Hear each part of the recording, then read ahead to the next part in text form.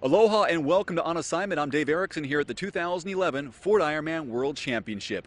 We wrap up our three-part interview with Rajesh Durbal, the first ever triple amputee to finish the Hawaii Ironman. He did that last year in 14 hours, 19 minutes, and 12 seconds. Let's reflect a little bit on the 2010 Ford Ironman World Championship. You come here on an island where all these amazing athletes are here, and you're taking on a challenge that no one had taken on before, a triple amputee, correct? Right, that's correct, yeah.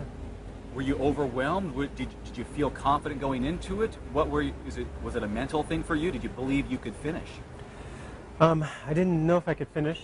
I came out here about a week and a half prior, and I got a lot of my training in, and it was really overwhelming to come out here and be out in the Queen K and hit those winds and just the long, climbs that you could see in the distance. It mentally breaks you down. So mentally, I knew I had to be stronger. I mean, I trained through all the pain thresholds when I first started. Mentally, I pushed myself past all the pain thresholds.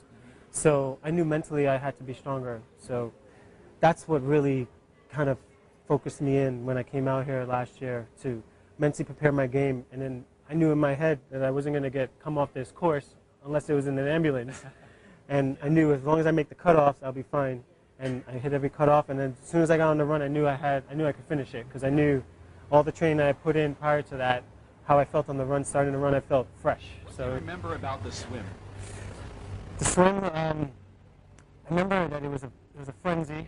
Yeah. I started with the catch-up drill to protect myself, and I just muscled it out like everybody else. I muscled it out. I got behind the fast swimmers. I edged my way in. When there was an open piece of water, I made a move and moved up, and I just swam as hard as I could. And I knew exactly what I could do because I trained ridiculously hard in the pool. Because being a triple amputee, I only have one hand to propel and to pull, to catch water with. Yeah.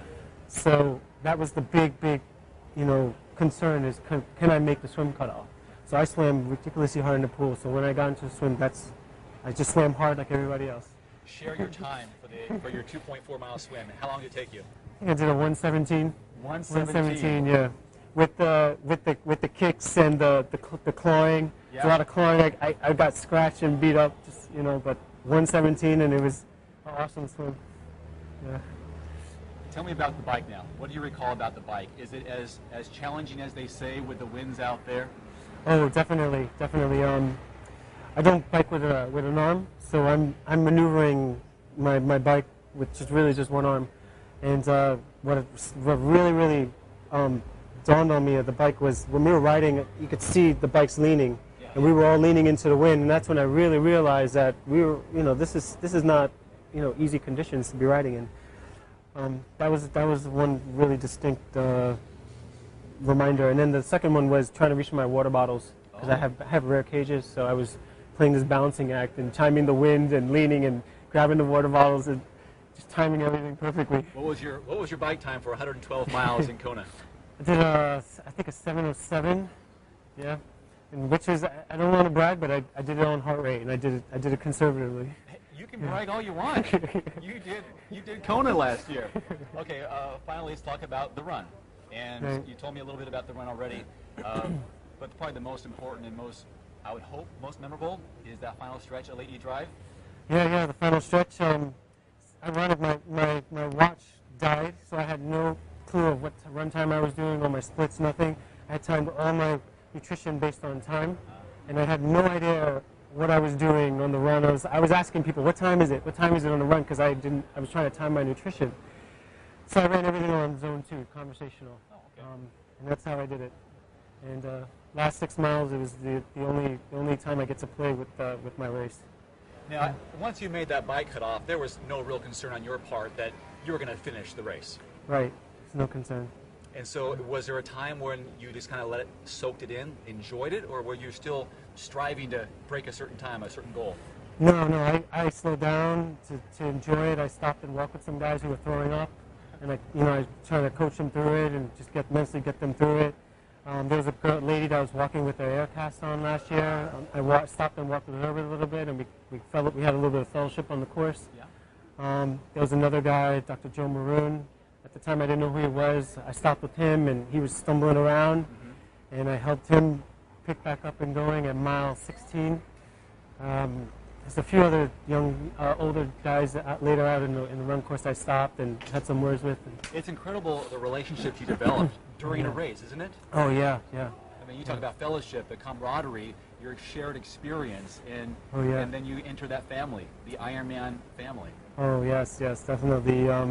Dr. Joe Maroon and I, we had that 10-second encounter, we call it, and didn't realize who he was. He was head surgeon of the Pittsburgh Steelers, and throughout this whole entire year, we've been having this great journey with him and I.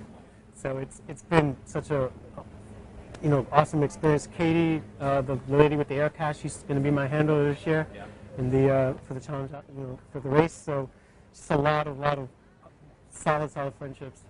What was your history-making Ironman time last year at the Ironman? Oh, 14 hours, 19 minutes. Walked the last three minutes out. Just soaked it all in.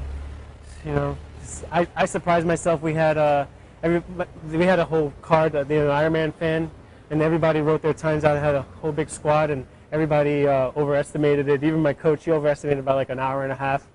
So when I came in, I saw the finishing time. I was like, man, I did a whole lot better than what I thought I was going to do.